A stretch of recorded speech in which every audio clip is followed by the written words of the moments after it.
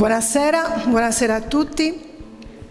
Grazie per la vostra presenza, grazie di essere qui nonostante il freddo e la pioggia. Oggi è un grande giorno per me.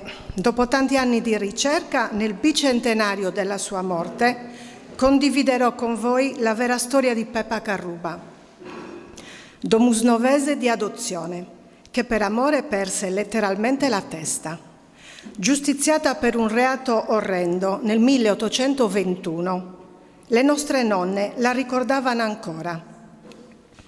C'è qualche reminiscenza in alcuni modi di dire nei paesi del circondario e Alberto della Marmora la citò nei suoi libri di viaggio dell'Ottocento. Ormai non la ricorda più nessuno e a noi di Circhiola il compito di far conoscere la storia. Ci guiderà in questo viaggio a ritroso nel tempo la dottoressa Grazia Villani, antropologa, che nei suoi scritti ama ricostruire le vicende di persone comuni, quelli a cui la storia ufficiale ha sempre negato la voce.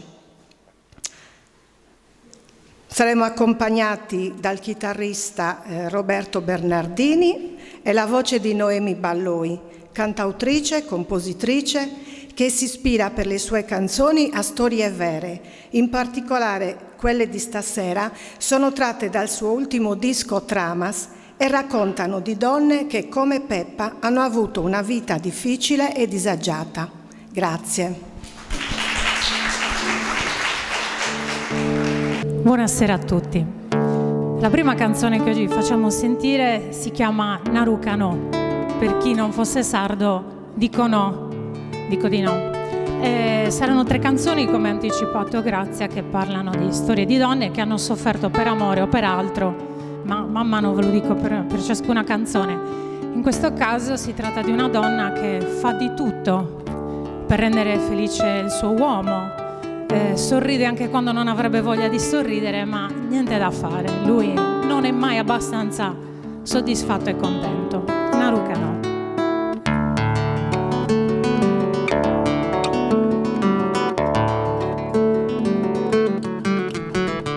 Zetsagi gorugi no te najiu, Zetsagi gorugi no te najiu, Zetsagi gorugi no te najiu, Zetsagi gorugi no te najiu.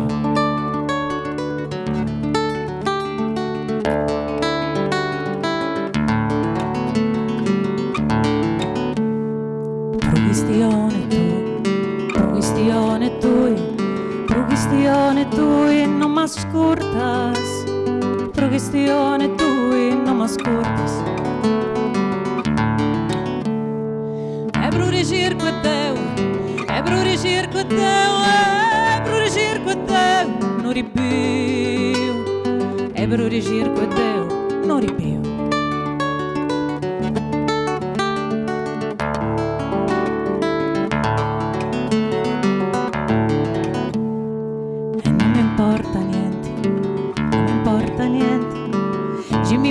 Sete mi importa seti de sughinara da sa gente.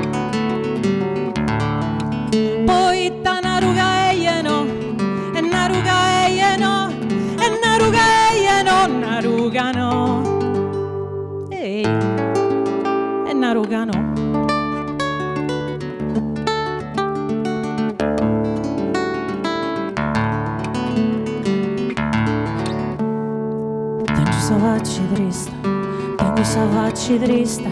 Tengo savacci drista e non ribracidi, tengo savacci drista e non ribracidi. E tanto vargia alligra, e tanto vargia alligra, e tanto vargia alligra, e tu mi gasti a vacci drista.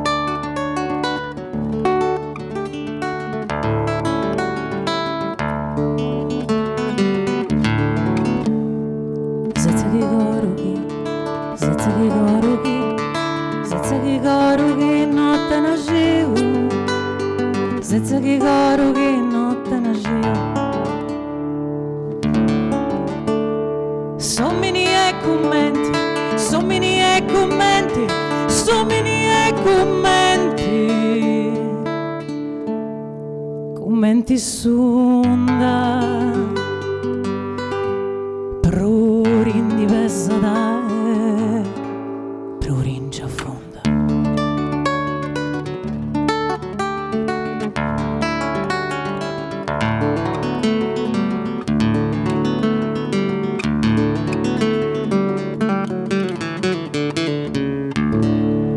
Roberto Bernardini, buon ascolto, buona serata.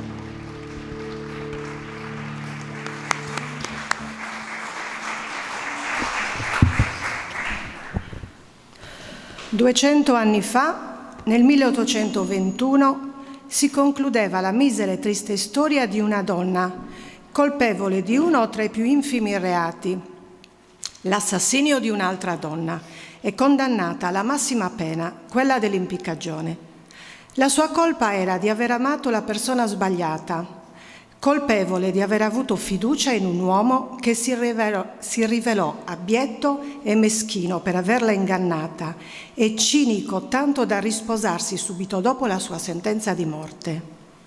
Di lei, Giuseppa Conca Scarruba, nota Peppa, ne sentì parlare la prima volta a 9 anni, durante un'intervista agli anziani del paese per un compito assegnatomi dalla maestra.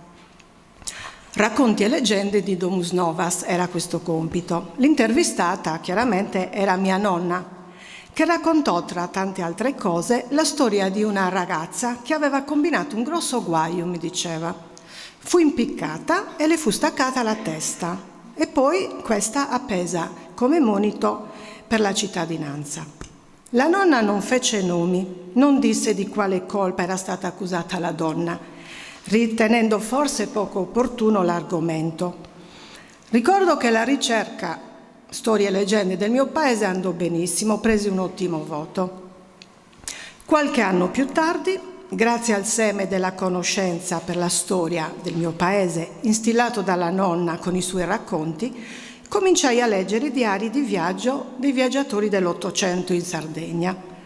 Tra i primi lessi La Marmora e fu immensa la gioia nel trovare citata la storia che mi raccontava mia nonna, con tanto di nome e cognome però questa volta, e addirittura il motivo per il quale questa donna era stata condannata.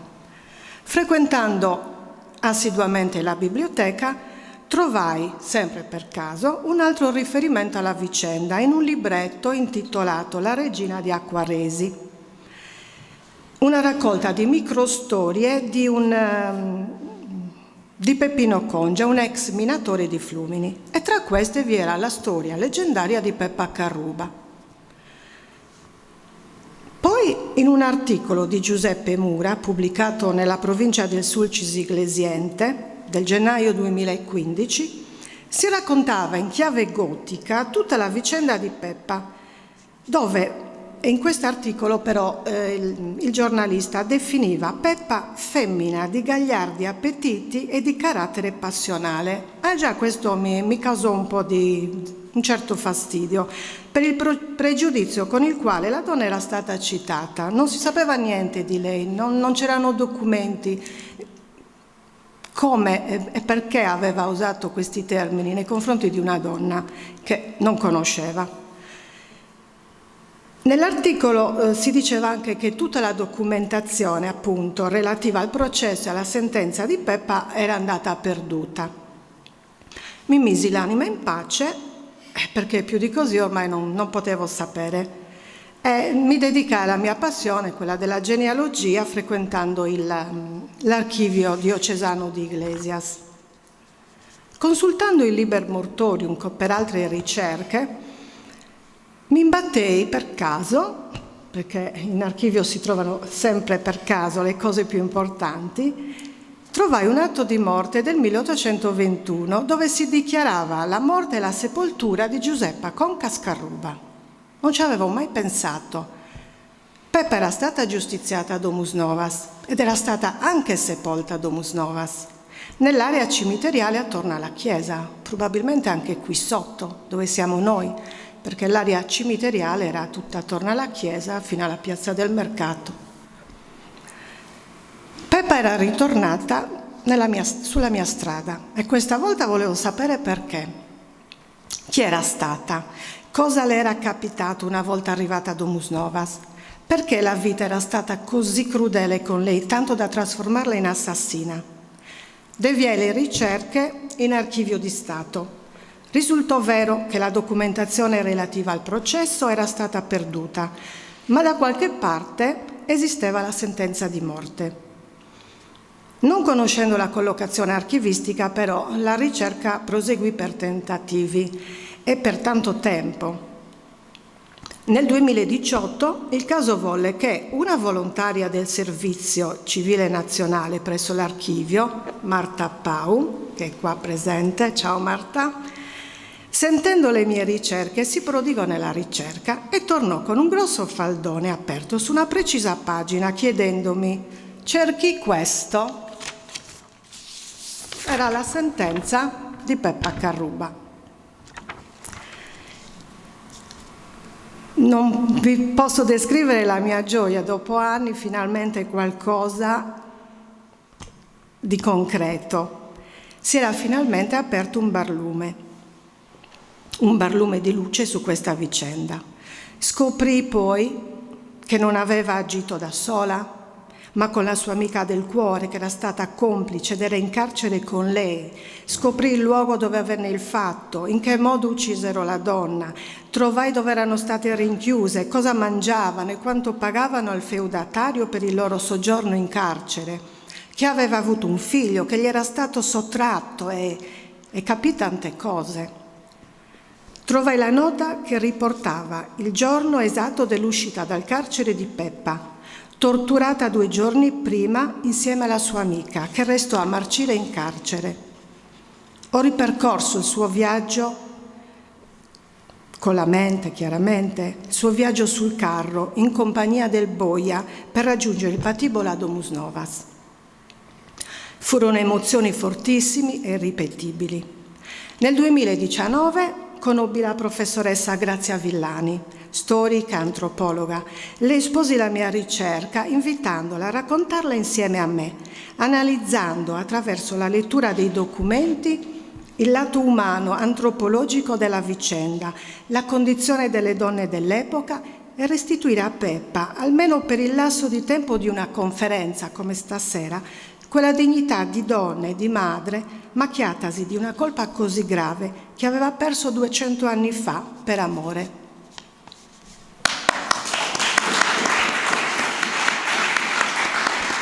Adesso sentiamo la professoressa.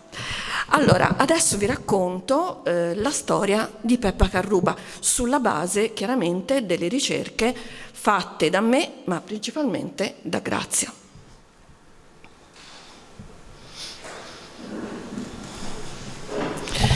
Sì, il primo a parlare di Peppa Carruba è Alberto Ferrero della Marmora, il quale era arrivato in Sardegna intorno al 1820 perché era un ornitologo e amava le battute di caccia.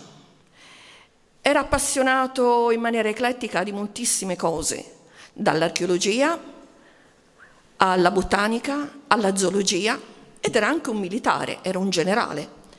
E infatti, innamorato della Sardegna, ha scritto diversi libri, è lui che parla di Peppa Carruba per primo, diversi libri in francese, che sono Itinerario dell'isola di Sardegna e Viaggio in Sardegna. Ed è appunto in relazione a questo suo resoconto nell'isola che parla di Peppa. Era circa la metà di febbraio 1821, epoca delle mie prime escursioni all'interno dell'isola.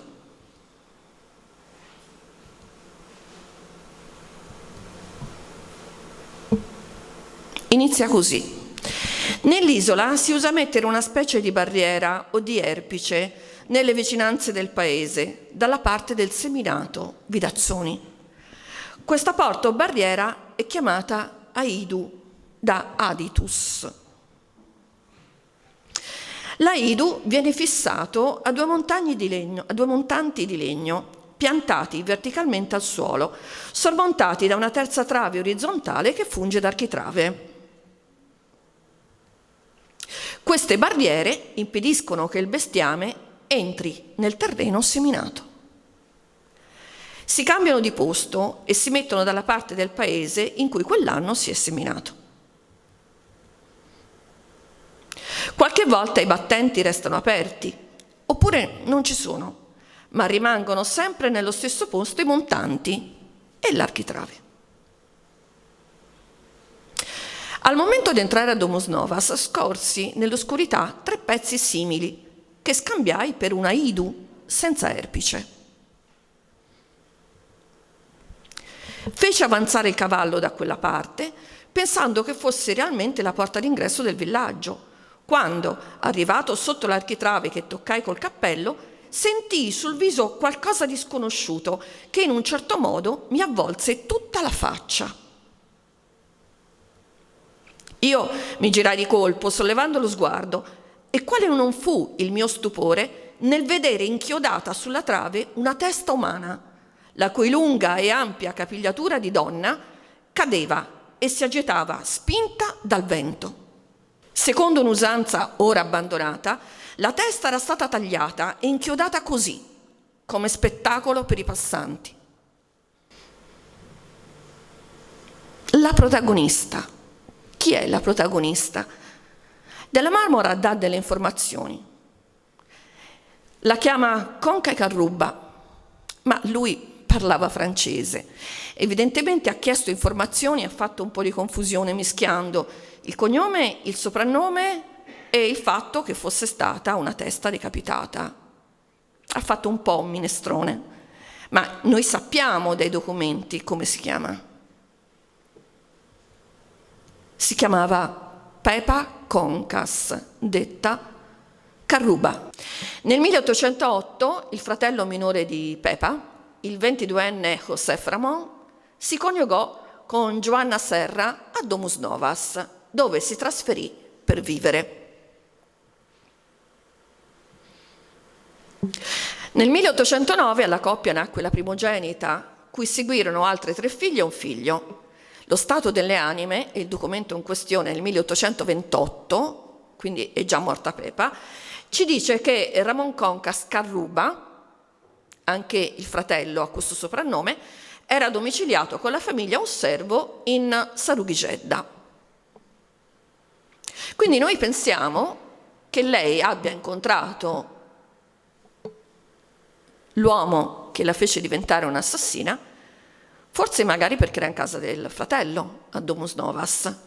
Forse fu lì che Pepa vide per la prima volta Michele Fanuzza, l'uomo per il quale diventò un'assassina. Invece, che cosa ci dice la leggenda? Dove si incontrarono?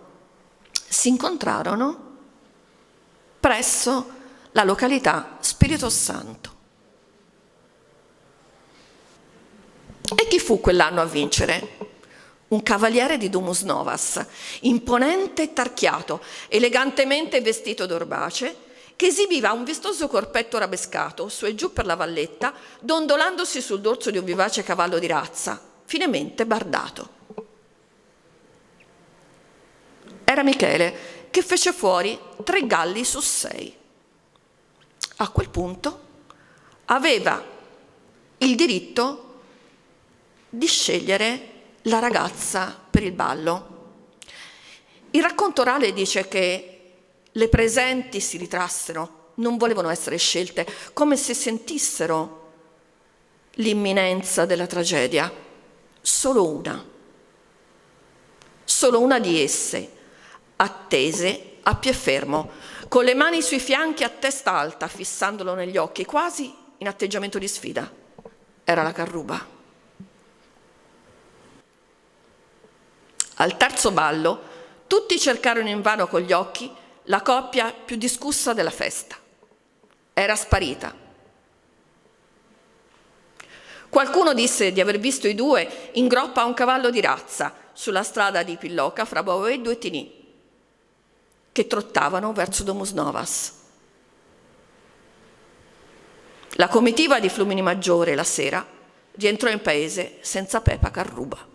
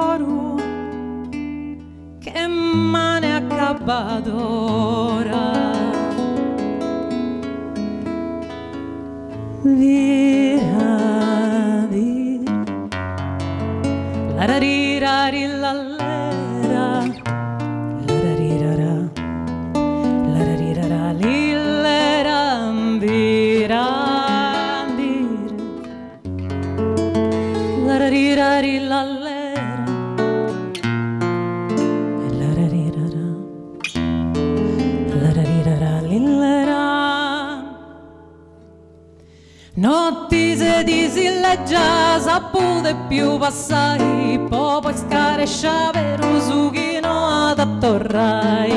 Mirandire, la rarirari l'allera, la rarirara l'illera, mirandire, la rarirari l'allera, la rarirara, pari a stavelle per un cosa deve un inchino e a ripiri moi anco di curra su bugino. Dirandire, la rarirari l'allera, la rarirara, la rarira, dirandire, la rarirari l'allera, la rarirara, la rarirara, rira, sa femmina ricorda di chi non scaresci mai. Le giochi da fatta furria e dirandire, la rarirari l'allera, la rarirara, la rarirara, l'allera, dirandire, la rarirari l'allera, la rarirara, la rarirara, rirai mo suento puro, tu poi torrai a nai, le tue nessuno brusa pa torrai a me contai. Dirandire, la rarirari l'allera, la rarirara, la rarirara l'illera, diradire, la rarirari l'allera, la rarirara, la rarirara, rira, Deusio torrata morti, che pedra nante mari, te noi abiri arena, scaresci de campai, dirandire, la rarirari l'allera, la rarirara, la rarirara l'illera, diradire, la rarirari l'allera, la rarirara, la rarirara l'illera, dirandire.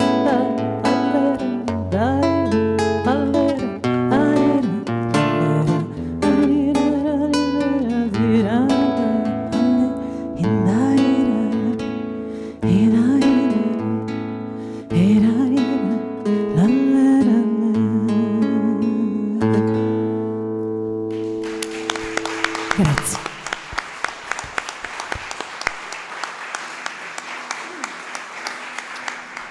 Domus Novas, vediamo cosa dice il della Marmora di Domus Novas. Domus Novas, villaggio costruito nella pianura ai piedi della grande montagna di Marganai, è degno di nota per i due copiosi ruscelli che lo irrigano. E infatti l'acqua di ruscelli è adesso utilizzata soltanto per innaffiare gli aranceti, i cui frutti sono considerati i migliori dell'isola. Nell'Ottocento Domus Novas contava circa 700 anime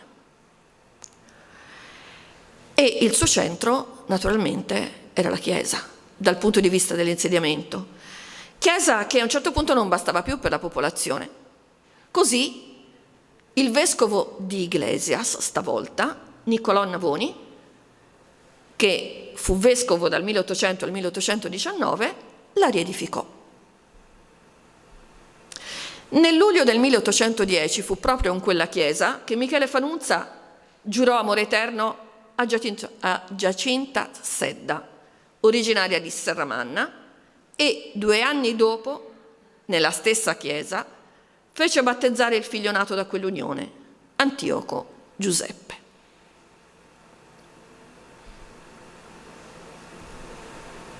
E Pepa?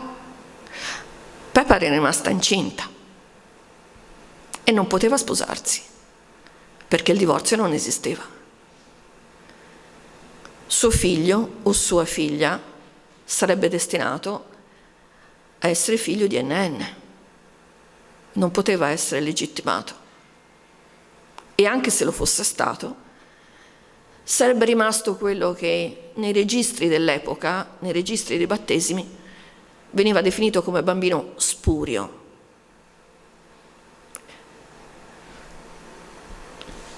È per questo che divenne un'assassina.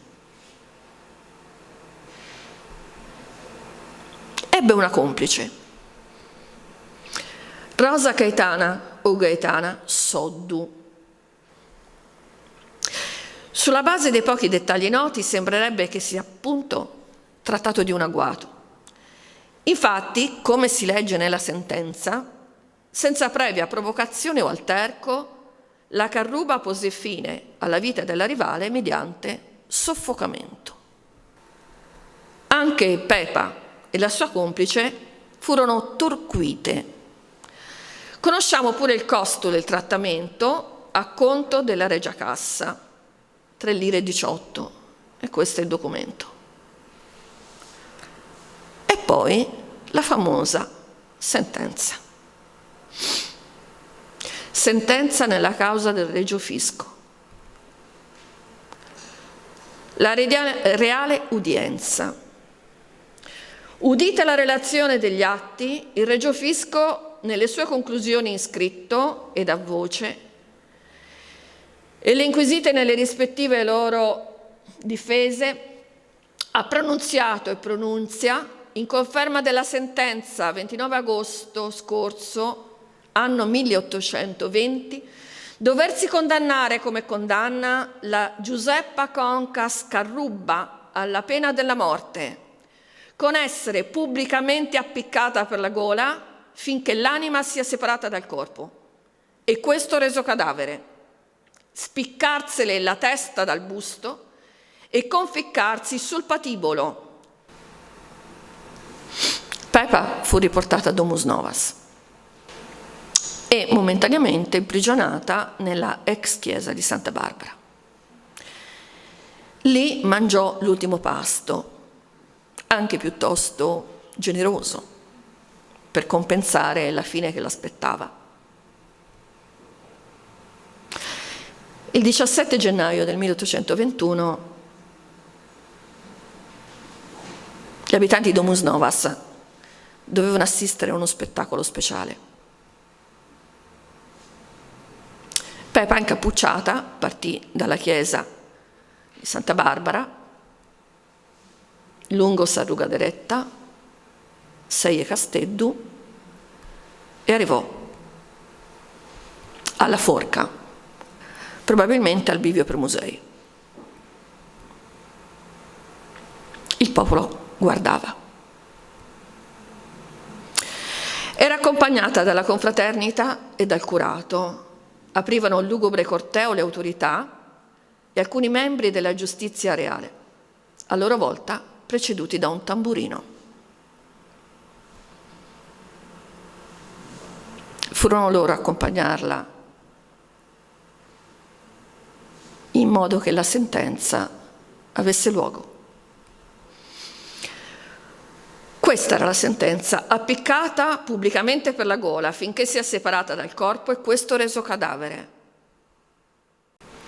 Spiccarsi la testa dal busto e conficcarsi sul patibolo.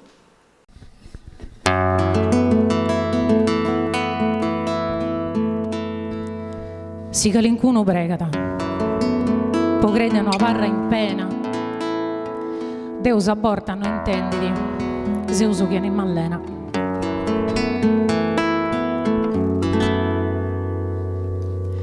Noi comenza sa vita, non si tu pozzo nai, dessa capo e su conto non pozzo comenzai. Torra uso su principio de questi strani storia, su conto Gesù mi, chi mo è dormito in gloria.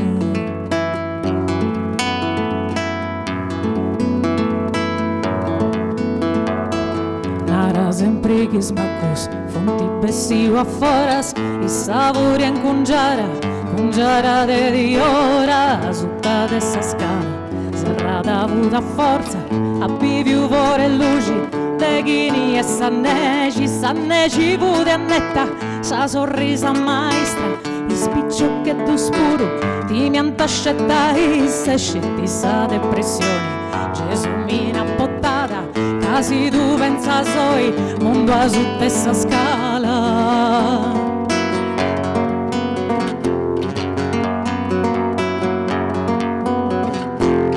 Annos medas passados, a vivi che uno doppi, trommendi e pappendi, che vego in sagotti, sabita d'usciato, e nemo sfuettata, pommedas fu normali, chi vestiti in serrata, ma gente corubonu, no aguantare a bruso, sapuga che un udrono, sa verità da susu, e non mossa giustizia, annetta se accattata, costringiamo a mostrare, sa sorri impresonata.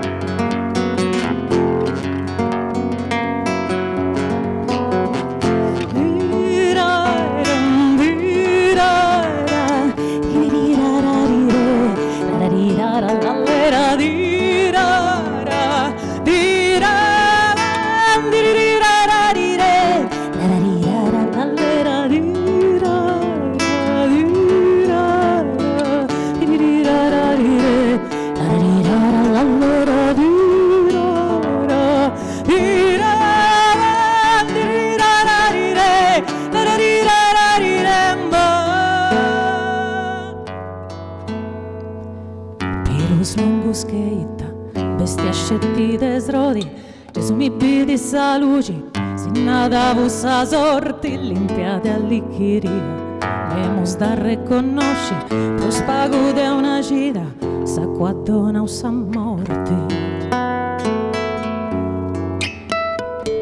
Prudristu de sa motti, este tiu e nasciri, che a metà de presoni, noi possiamo e bessiri, e noi sbessia voi, pai cosa brullana, annetta in saga era, no estima e printata.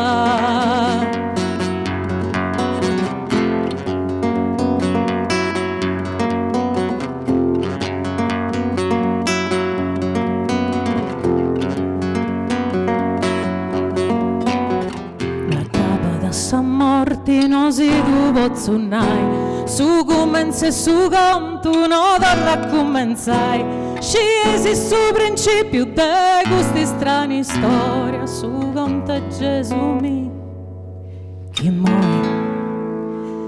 viviti in gloria.